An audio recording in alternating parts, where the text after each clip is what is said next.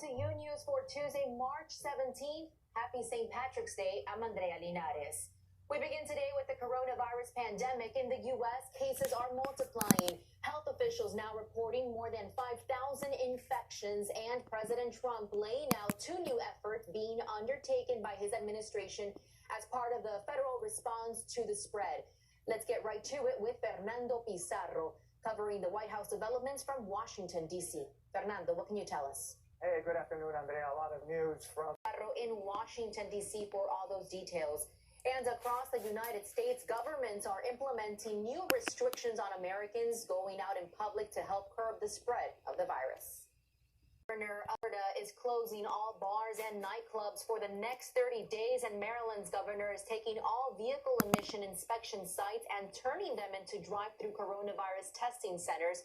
Also, Amazon says it needs 100,000 workers to help deal with the surge in online orders from people staying in their homes. The company now accepting only warehouse shipments of cleaning equipment, medical supplies, and household goods to meet demand. And with me now to talk about the national response to the coronavirus crisis and the politics of it all is Chris Liu, a former senior White House aide to President Obama.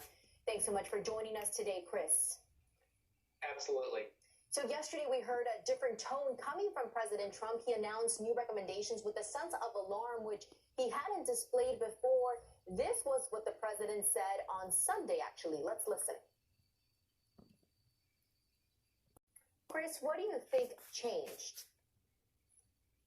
I don't know what changed, but I'm glad that the president's tone has changed. The Families First Coronavirus Response Act today are looking at several existing drugs to see if they could treat the deadly virus. One is, and back now to the city of San Francisco, California, sheltering in place for 3 weeks to slow the spread of the virus. Luis Mejid is right there in San Francisco with more details on this. Luis. The world, thanks so much, Luis Mejid in San Francisco. And San Francisco's shelter-in-place measures may be drastic to some, but for experts, they're the difference between life and death. Gerardo Chao is with the Department of Population Health Science. Coronavirus emergency bringing out the worst in some people, though, with why the number of cases has surpassed 185,000, millions under lockdown in Europe. Germany threatening its in other words, tightening its precautionary measures as Iran confirms its largest spike in cases in a 24-hour period. Lorraine Cáceres has the latest on the coronavirus pandemic around the world. Experts are worried the health system might not be prepared to face a crisis. It's been underfunded for the last 10 years. Healthcare workers have been complaining for a long time that they are understaffed and have a shortage of beds. Back to you, Andrea. A very difficult situation. Thank you so much, Lorraine Cáceres, for that report.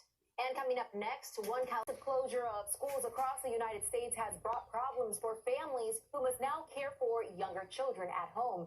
It is also a challenge to keep students from falling too far behind in their classes. Dulce Castellanos explains how this challenge is being addressed. Those that don't have other childcare options, the Los Angeles School District will open 40 family resource centers where children will be able to study, eat, and have access to other resources starting Wednesday, all under the school supervision. In Los Angeles, Dulce Castellanos, Unews. Dulce, thank you. California's governor wants all bars and restaurants to shut down to help battle the spread of coronavirus, but this is a request, not an order. As Aileen Cardet explains, some businesses are choosing to ignore it. It's supposed to be election day in 4 states: Arizona, Florida, Illinois, and Ohio. While these 3 states are pushing ahead with voting, Ohio is not. Next, gun sales are surging across the country. Find out. In response to the advance of the coronavirus, the Department of Justice has announced a temporary suspension of certain deportation proceedings. The goal is to reduce activity in the courts and with it the spread of this disease. Juan Carlos Gonzalez explains which hearings were canceled and which ones are still ongoing.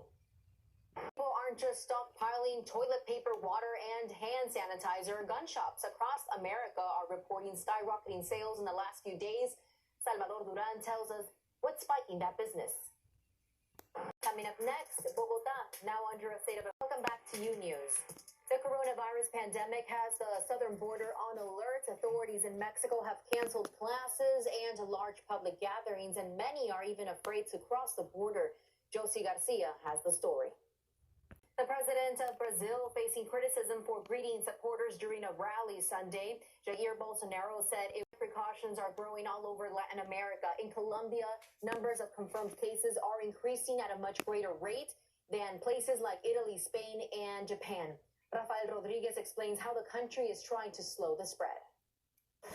Spain may be in lockdown, but that doesn't stop them from rallying. Just go ahead and take a look at this.